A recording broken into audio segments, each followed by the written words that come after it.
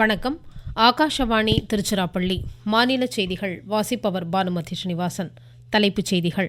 பழங்குடியின சமூகத்தை மேம்படுத்த மத்திய அரசு பல்வேறு நடவடிக்கைகளை முனைப்புடன் மேற்கொண்டுள்ளதாக குடியரசுத் தலைவர் திருமதி திரௌபதி முர்மு தெரிவித்துள்ளார். நாட்டு மக்களுக்கு உயர்தர மருந்துகளை மலிவான விலையில் வழங்குவதை அரசு உறுதி செய்வதாக பிரதமர் திரு நரேந்திர மோடி கூறியுள்ளார். வீட்டு உபயோகத்திற்கான சமையல் எரிவாயு சிலிண்டரின் விலை ரூபாய் 60 உயர்த்தப்பட்டுள்ளது. பிரதமரின் சமூக உள்கட்டமைப்பு மேம்பாட்டு திட்டத்தின் கீழ் தூத்துக்குடியில் 136 கோடி ரூபாய் மதிப்பிலான உயர் சிறப்பு பல்நோக்கு மருத்துவமனையை துணை முதலமைச்சர் திரு உதயநிதி ஸ்டாலின் இன்று திறந்து வைத்தார். All England open badminton champion பட்ட ஆடவர் ஒற்றையர் அரையிறுதியில் லக்ஷ்யா சென் இன்று களமிறங்குகிறார். இனி விரிவான செய்திகள். பழங்குடியின சமூகத்தை மேம்படுத்த மத்திய அரசு பல்வேறு நடவடிக்கைகளை முனைப்புடன் மேற்கொண்டுள்ளதாக குடியரசுத் தலைவர் திருமதி திரௌபதி முர்மு தெரிவித்துள்ளார். மேற்கு வங்க மாநிலம் டார்ஜிலிங்கில் 9வது சர்வதேச பழங்குடியின மேம்பாட்டு நிகழ்ச்சியில் இன்று உரையாற்றிய அவர், பழங்குடியினரின் சீரிய மரபுகள், கலாச்சாரங்கள், மொழிகள் பாதுகாக்கப்படுவதாக எடுத்துரைத்தார்.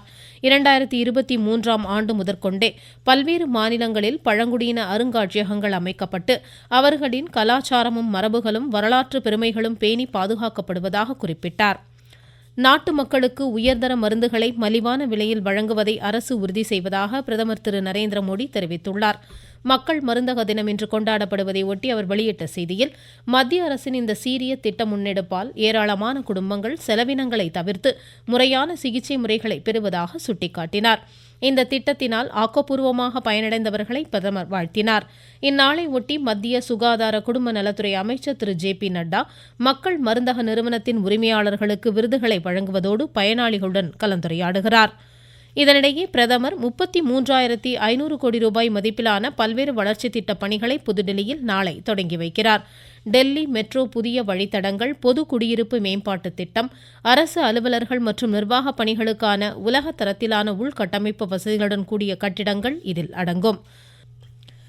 உலகளாவிய திறன் மேம்பாட்டு மையமாக நம் நாடு உருவெடுத்துள்ளதாக சிவில் விமான போக்குவரத்து துறை அமைச்சர் திரு ராம்மோகன் நாயுடு தெரிவித்துள்ளார். பெங்களூருவில் இந்திய விமான நவீன தொழில்நுட்ப மையத்தை காணொலி வாயிலாக இன்று தொடங்கி வைத்து பேசிய அவர், நம் நாட்டின் 2வது பெரிய விமான போக்குவரத்து டிஜிட்டல் மையம் அமைக்கப்பட்டுள்ளதற்கு மகிழ்ச்சி தெரிவித்தார். படைப்பு திறனுடனும் புதுமையான சிந்தனைகளுடனும் நம் இளையோர் ஆற்றல் மிக்கவர்களாக திகழ்கிறார்கள் என்றும் அவர் கூறினார். இதற்கு எடுத்துக்காட்டாக நவீன விமான தொழில்நுட்ப வளாகம் திகழ்கிறது என்றார். இந்த சிறப்பு வசதி மூலம் வர்த்தக ரீதியிலான விமானங்கள் மற்றும் ஹெலிகாப்டர்களை வடிவமைத்து மேம்படுத்தும் ஆற்றலுடன் அனைத்து பகுதிகளுக்கும் இவற்றை இயக்கும் திறனை நம் நாடு விரைவில் பெறும் என்றும் அவர் கூறினார். ஒரு நாட்டின் வளர்ச்சி அதன் வலிமையாலேயே தீர்மானிக்கப்படும் என்று மத்திய வெளியுறவுத்துறை அமைச்சர் டாக்டர் எஸ். ஜெய்சங்கர் தெரிவித்துள்ளார். புதுடெல்லியில் ரெய்சினா பேச்சுவார்த்தைகள் நிகழ்வில் இன்று உரையாற்றிய அவர், இந்திய பெருங்கடல் பகுதிகளில் உள்ள நாடுகளால் இந்தியா மேம்பட்டு வருவதாக குறிப்பிட்டார். இந்தியாவுடன் இணைந்து செயலாற்றும் நாடுகள் சிறப்பான பயன்களை பெறும் என்றும் டாக்டர் ஜெய்சங்கர் கூறினார். சமூக வலைதளங்களில் 10 லட்சம் முதலீடுகள் சார்ந்த ஒரு திட்டத்தை மத்திய நிதியமைச்சர் திருமதி நிர்மலா சீதாராமன் விளம்பரப்படுத்துவதாக வரும் செய்திகள் முற்றிலும் தவறானது என்று அரசு தெளிவுபடுத்தியுள்ளது. நிதியமைச்சரோ மத்திய அரசோ அத்தகைய திட்டம் எதையும் அறிவிக்கவில்லை என்று பத்திரிகை தகவல் அலுவலகத்தின் உண்மை அறியும் பிரிவு கூறியுள்ளது.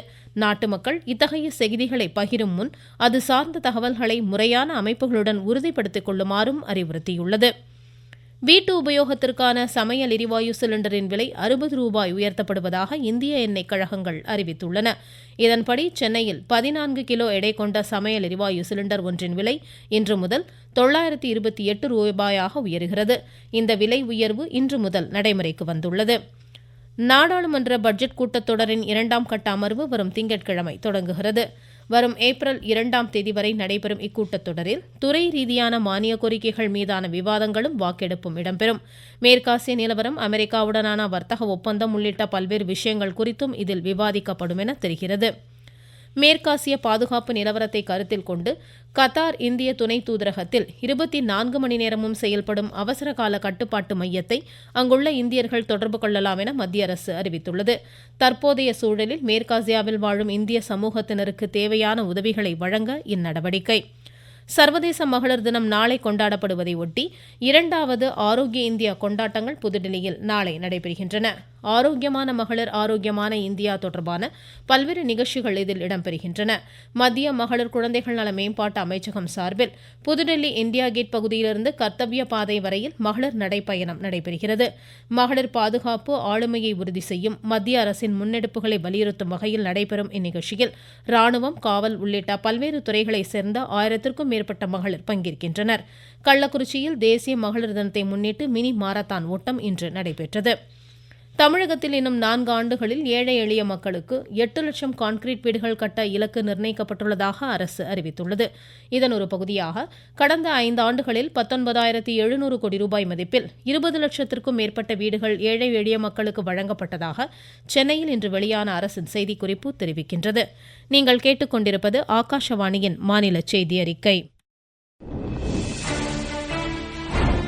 மக்கள் போற்றும் மத்திய பட்ஜெட். தமிழகத்தின் ரயில் மேம்பாட்டு திட்டங்களுக்கு 7,611 கோடி ரூபாய் நிதி ஒதுக்கீடு. சென்னையிலிருந்து ஹைதராபாத் மற்றும் பெங்களூருவுக்கு புல்லட் ரயில் வழித்தடம். தென்னை விவசாயிகளுக்கான ஊக்குவிப்பு திட்டம். ஆதிச்சநல்லூரில் சர்வதேச தரத்திலான கலாச்சார மையம். பொதிகை மலையில் மலையேற்றத்திற்கான வழித்தடம். பழவேற்காடு ஏரியில் பறவைகள் காட்சி மையம். மாவட்டந்தோறும் மகளிர் விடுதிகள். தமிழகம் மட்டுமின்றி நாடே போற்றும் மத்திய நிதிநிலை அறிக்கை. வளர்ச்சியடை இந்தியாவிற்கான பயணத்தில் மோடி அரசு தொடரும் சீர்திருத்த நடவடிக்கைகள்.